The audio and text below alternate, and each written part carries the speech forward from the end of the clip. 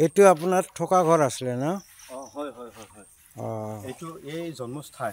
হয় নেকি? মোৰ জন্মস্থান ইয়াতে। মোৰ দেউতা চাকৰিজীৱী সূত্ৰে চাকৰি কৰিছিল।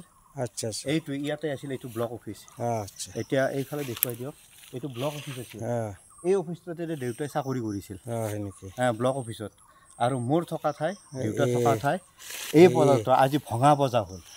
ভঙা বজাৰ আচলতে কি হয় যে মানুহ মায়াৰ জালেৰে আবৃত। হয়। মন আৰু হুচ যাৰ আছে সেয়াই হ'ল মানুহ, হয়নে নহয়? গতিকে এই মানুহ জাতিটো এক মায়াৰ জালেৰে আবৃত হৈ থাকে। মায়া, মমতা, লোভ, কাম, ক্ৰোধ, সুখ, দুখ, হাঁহি, কান্দোন আদি সকলোবোৰ থাকে। আৰু এই স্মৃতি আঁত ধৰি আজি মই এই মেঘালয়ৰ ভঙা বজাৰটোলৈ আহিছোঁ। মোৰ ভঙা বজাৰটো বহু বছৰ পুৰণি, এই পজাটো। এই পজালৈ আহিছোঁ, আকৌ স্মৃতিৰ আঁত ধৰি আহিছোঁ। এয়া মোৰ ভঙা বজাৰ। দেউতা থকা চাকৰি সূত্ৰে দেউতাই ইয়াত বসতি কৰিছিল। এইটো আছিল দেউতাৰ কোৱাৰ্টাৰ, চৰকাৰীভাৱে আগবঢ়োৱা। মেঘালয় চৰকাৰে আৱাস গৃহ, এই আৱাস গৃহটোতে থাকিব দিছিল দেউতাক। আৰু এই ঘৰটোৱে আজি এই ৰূপ লৈছে। বহু বছৰ পুৰণি কথা এইবোৰ। আজি ধৰি লওক এই ঘৰটোৰ বয়স প্ৰায় 80 বছৰ 90 বছৰমান হ'ব। 80 বছৰ 90 বছৰমান হ'ব। কাঠেৰে নিৰ্মিত ঘৰ, পাহাৰ, চৌদিশে পাহাৰ, ঘোৰ জংঘলেৰে আবৃত। এয়া ডাঙৰ ডাঙৰ গছ। এইখন পাহাৰ, সেইখন পাছফালে সেইখন পাহাৰ, তাৰে নামনিতে আছে পথাৰ, খেতি পথাৰ আছে। আৰু এইটোৱে হ'ল মোৰ ল'ৰালি কালত, মোৰ বাল্যকালত থকা এটি ঘৰ। এইখিনি ঠাইতে, এই ঘৰৰ কাষতে লাগি থকা মাটিডোখৰ, এইখিনিতে আমি খেল খেলিছিলোঁ। ল'ৰা ধেমালি খেল ইয়াত খেলিছিলোঁ। 4টা ভাই ভনী আমি ইয়াত খেল খেলিছিলোঁ। মা দেউতাই ইয়াতে আছিল। ইয়াৰ পৰা চাকৰি সূত্ৰে বা চৰকাৰী চাকৰি কৰিছিল সেই ঘৰটোত, ব্লক অফিচত। পৰৱৰ্তী সময়ত দেউতা গৈ পালেগৈ DC অফিচলৈ প্ৰমোশ্যন পালে। আৰু এইটোৱে মোৰ থকা ঠাই। চাই লওক,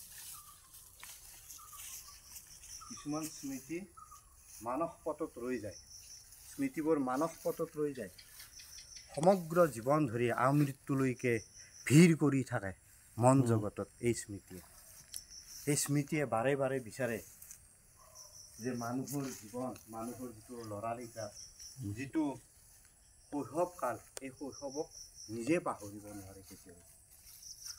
আৰু সেইবাবে মই ইমান দূৰ দূৰান্তৰ পৰা, অসমৰ পৰা মেঘালয়ৰ এই ঠাইটোলৈ প্ৰায় বছৰি মই আহোঁ। বহাগ মাহৰ পিছত মনত পৰিলেই ইয়ালৈ গুচি আহোঁ। কিন্তু বহাগ মাহৰ পাছত ইয়াত অহা যায় বেছিভাগ এই সময়টোতে, জুলাই মাহত। এই জুলাই মাহৰ স্মৃতিয়ে মোক ভিৰ কৰে।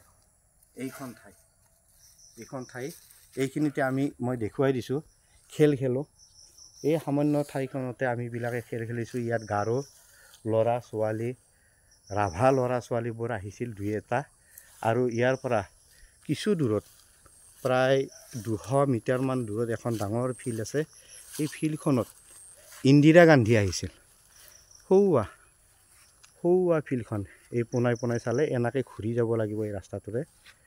ইয়াত ইন্দিৰা গান্ধী আহিছিল প্ৰায় 43 বছৰমান আগত ইয়ালৈ আহিছিল।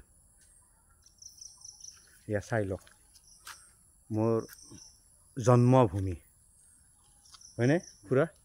মোৰ জন্মভূমি।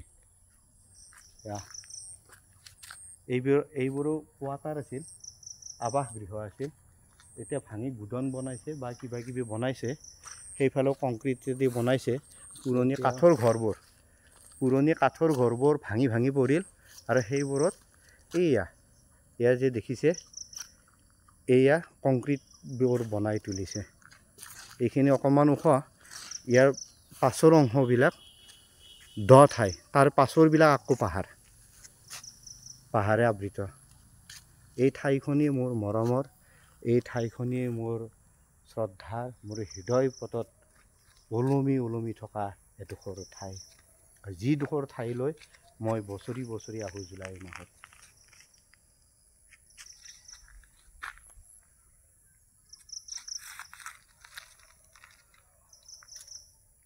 কেতিয়াবা আহিলে ইয়াত মাটি অলপ লৈ যাব। ইয়াত মাটি তাকেইতো, এয়াইতো। এয়া আকৌ মই আগুৱাই গৈছোঁ। আমাৰ যেতিয়া ওপৰলৈ উঠা, এই পাহাৰডোখৰৰ ওপৰলৈ উঠা যিটো টাৰ্ণিং, এই টাৰ্ণিংটো এই ঠাইখিনি আগতে এই ঘৰটো নাছিল। এইটো এটা অফিচ ঘৰ বনালে এতিয়া। এইখিনি জংঘলেৰে আবৃত। ইয়াত দীঘল দীঘল সাপ ওলাইছিল, সাপবোৰ চাৰিওদিশে ওলাইছিল। এইবিলাকত ওলাইছিল, বান্দৰবিলাক ওলাইছিল, সাপ, কেতিয়াবা হয়তো বাঘো ওলাইছিল এইবিলাক ঠাইত। কিন্তু সাপবিলাক আছিল, মোৰ মনত পৰে শৈশৱকালীৰ কথাবোৰ। আমিবিলাকে এই ৰাস্তাটোৰে অহা যোৱা কৰিছিলোঁ। তেতিয়াও এইখিনি ৰাস্তা এনেকৈ শিল দিয়া আছিল, এতিয়াও আছে, হয়তো পকী কৰিছিল যদিও ভাঙি গ'ল। এনেকৈ তলৰ ফালে ওলাই যায়, গুচি যাওঁ। আৰু সেইখন ফিল্ড এইফালে, এই ঘৰটোৰ ফাকেৰে সৌৱা গাড়ীখন যে আছে, সেইখনে ডাঙৰ ফিল্ড। তাত ইন্দিৰা গান্ধী আহিছিল প্ৰায় 43 বছৰমান আগত আজিৰ পৰা। এইটো চাওক, এইখিনি কিন্তু জংঘল আছিল। ইয়াত আমাৰ দেউতাই খেতি কৰিছিল, খৰালি কালৰ খেতি, মাকৈ খেতি কৰিছিল। কঁঠাল আছিল, ডাঙৰ ডাঙৰ গছ, কঁঠাল খাইছিলোঁ আমি। এতিয়া কঁঠালবোৰ নাই, অইন গছবোৰহে আছে। এইটো আছিল দেউতাৰ চাকৰি কৰা office of the block development officer, Resu Belpara block, North Garo Hills. এতিয়া নৰ্থ গাৰো হিলছ হ'ল, আগতে ইষ্ট গাৰো হিলছ আছিল। ন এই ঠাইডোখৰ। এতিয়া 4 ভাগ হ'ল নেকি, 4 ভাগৰ কাৰণে ইয়াত নৰ্থ হ'ল। এয়া এইখিনি ঠাই। আজিলৈ সামৰিছোঁ প্ৰিয় দৰ্শক, ধন্যবাদ।